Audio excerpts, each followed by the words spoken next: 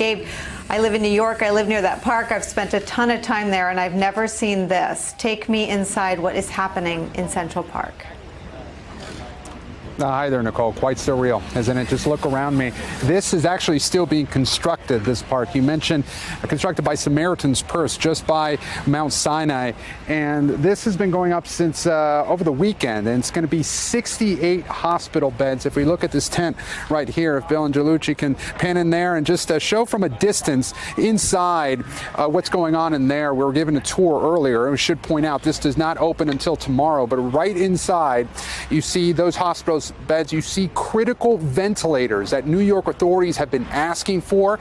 They say that they need thousands of ventilators. Of course, President Trump suggested over the weekend that he wasn't quite sure that they needed quite that many. But New York authorities, including the governor, including Mayor Bill de Blasio, say that this is something that they urgently need. Now, Nicole, we should point out, again, just 68 hospital beds here. The USNS Comfort that you mentioned has about 1,000 beds coming. That is far short of what local authorities say they will need in order to deal with the peak of this crisis. New York Governor Andrew Cuomo has said that this city needs up to 140,000 hospital beds. So this is a small drop in the bucket. However, it is meant to ease the strain at hospitals like Mount Sinai and also Mount Sinai and West on the other side of the city. Patients will be brought here in order to open up room at those ERs over there. But you mentioned that grim milestone today, Nicole, 1,000 deaths in New York City. And this is something that local authorities say they expect to get worse over the coming days. That's why they're building this hospital in the most iconic of locations, Nicole. Gabe Gutierrez, thank you so much for being there for us. Phil and Rick are both back with me. Phil Rucker, the scenes in New York, I mean, I think the New York Times headline on that story about the hospital at Elmhurst was accurate about Elmhurst, and it's becoming increasingly accurate about New York, apocalyptic. Yeah, Nicole, it's horrible, frankly, to see these scenes and to see the overcrowding in the hospitals and the desperation. But there's also signs of heroism.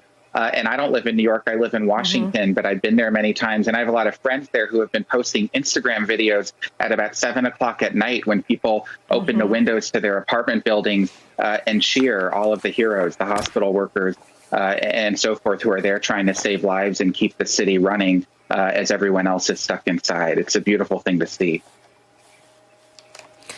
Rick Stengel, you know, we've seen those images from Italy, from China for so many months, and I think there's this sense that it couldn't happen here. But as it happens here, what are your thoughts? Well, those pictures are so sobering. I live on the other side of the park right there, and it's not something we'd ever expect to see. It's probably something that hasn't happened since World War I.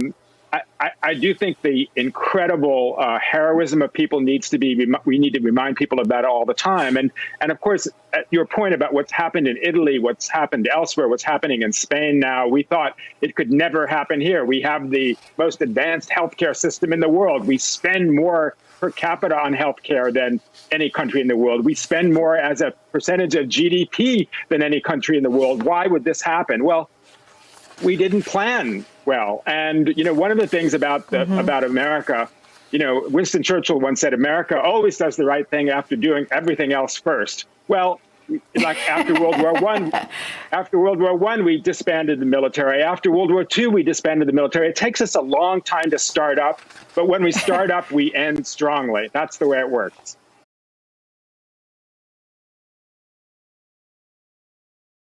Hey there, I'm Chris Hayes from MSNBC. Thanks for watching MSNBC on YouTube. If you want to keep up to date with the videos we're putting out, you can click subscribe just below me or click over on this list to see lots of other great videos.